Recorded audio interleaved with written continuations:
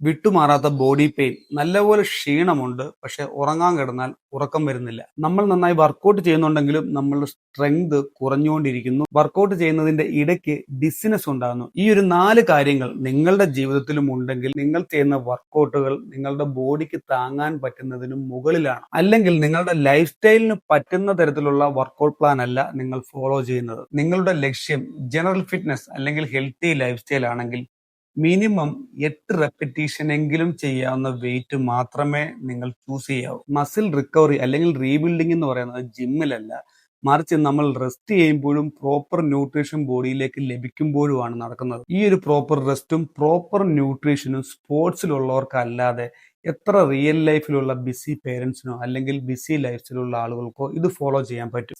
കൂടുതൽ വെയിറ്റ് നിങ്ങൾ പുഷ് ചെയ്യുവാണെങ്കിൽ ഓട്ടോമാറ്റിക്കലി റെപ്പിറ്റേഷൻ കുറയും. എത്രത്തോളം വെയിറ്റ് നിങ്ങൾ പുഷ് ചെയ്യുന്നോ അത്രത്തോളം നിങ്ങളുടെ മസിൽസിൽ മൈക്രോ ടേഴ്സ് ഉണ്ടാവുകയും അപ്പോൾ നിങ്ങളുടെ ബോഡിക്ക് കൂടുതൽ റിക്കവറി ടൈമും കൂടുതൽ ന്യൂട്രീഷനും ആവശ്യമായിട്ട് വരും. 40 വയസ്സ് കഴിഞ്ഞ ബിസി ആയിട്ടുള്ള ആളുകൾക്ക് എത്രത്തോളം നമുക്ക് ഫ്രീ ടൈം അല്ലെങ്കിൽ റിക്കവറിക്ക് സമയം കൊടുക്കാം റിയൽ ലൈഫിൽ എന്നുള്ളത് വളരെ ബുദ്ധിമുട്ടാണ്. അതുകൊണ്ട് നമ്മുടെ ലൈഫിൽ നമ്മൾ ലോജിക്കലി ചിന്തിക്കുവാണെങ്കിൽ 10 to 15 റെപ്പിറ്റേഷൻ ആണ് നിങ്ങൾ ടാർഗറ്റ് ചെയ്യേണ്ടത്. 40 വയസ്സ് കഴിഞ്ഞവരുടെ ലക്ഷ്യം എന്ന് പറയുന്നത് കൂടുതൽ മൈക്രോ ടേഴ്സ് ഉണ്ടാക്കുക എന്നതല്ല, മീഡിയം ലെവലിൽ മൈക്രോ ടേഴ്സ് ഉണ്ടാക്കിയതിനു ശേഷം കൂടുതൽ ബ്ലഡ് സർക്കുലേഷൻ നമ്മളുടെ ബോഡിയിൽ ഉണ്ടാകാൻ അല്ലെങ്കിൽ മസിൽസിലേക്ക് പോകാനായിട്ട് ടാർഗറ്റ് ചെയ്യുക. അതുപോലെ ആഴ്ചയിൽ നിങ്ങൾ ഒരു വർക്കൗട്ട് പ്ലാൻ ഡിസൈൻ ചെയ്യുമ്പോൾ നിങ്ങൾ സ്ട്രെങ്ത് ട്രെയിനിങ്ങിനോടൊപ്പം തന്നെ ആഴ്ചയിൽ മിനിമം 3 മുതൽ 4 ദിവസമെങ്കിലും മൊബിലിറ്റി എക്സസൈസുകളും ഫ്ലെക്സിബിലിറ്റി എക്സസൈസുകളും മിനിമം 2 to 3 ഡേയ്സ് എങ്കിലും നിങ്ങളുടെ ഫിറ്റ്നസ് റൊട്ടീനിൽ ഉൾപ്പെടുത്തണം. മറ്റൊരു പ്രധാനപ്പെട്ട കാര്യം, ആഴ്ചയിൽ 2 മുതൽ 3 ദിവസമെങ്കിലും നിങ്ങൾ കാർഡിയോ വർക്കൗട്ടിന് വേണ്ടിയിട്ടും സമയം കണ്ടെത്തണം. ഞാനൊരു സാമ്പിൾ വർക്കൗട്ട് പ്ലാൻ എങ്ങനെ ഡിസൈൻ ചെയ്യണം എന്നുള്ളത്